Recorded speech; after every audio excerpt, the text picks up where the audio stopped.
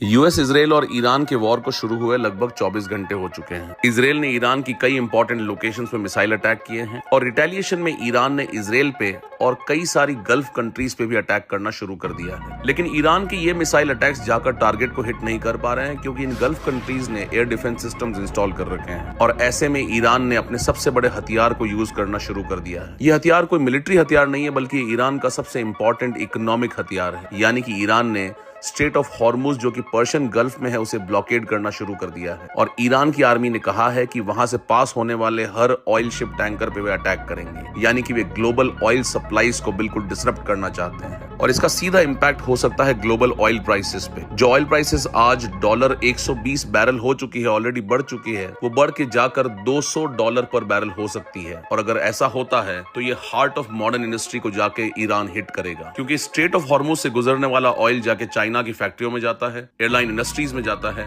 और European union के लिए ये बहुत बड़ा सोर्स है ऑयल एंड गैस का। लेकिन ईरान ऐसा पहली बार नहीं कर रहा है। 2019 में भी उसने कई सारे ऑयल टैंकर्स पे अटैक किया था और 1980 में उसने टैंकर वॉर किया था, यानी उसने पानी के अंदर माइंस बिछाए थे। बट इस बार की कहानी काफी अलग है क्योंकि इस बार ईरान काफी कमजोर हो चुका है। उसके एयर डिफेंस सिस्टम्स खत्म हो चुके हैं, कई टॉप जनरल्स की डेथ हो चुकी है और उसने जिन जिन कंट्री पे मिसाइल अटैक्स किए हैं वो भी बहुत ज्यादा इफेक्टिव और प्रिसाइज नहीं है। ऐसे में अगर ईरान किसी भी ऑयल टैंकर को अटैक करता है तो यूएस नेवी जो वहां प्रेजेंट है और उनकी जो अब्राहम लिंकन एयरक्राफ्ट कैरियर है उससे यूएस का जो रिटेलिएशन होगा वो काफी भयानक होगा और ये ईरान अपना सुसाइड नोट लिख रहा है ये काम करके। और एक्सपर्ट्स का मानना है कि ईरान के ब्लॉकेड करने से अगर यूएस ने वापस अटैक किया तो ये ब्लॉकेड बहुत लंबे दिन तक चल नहीं पाएगा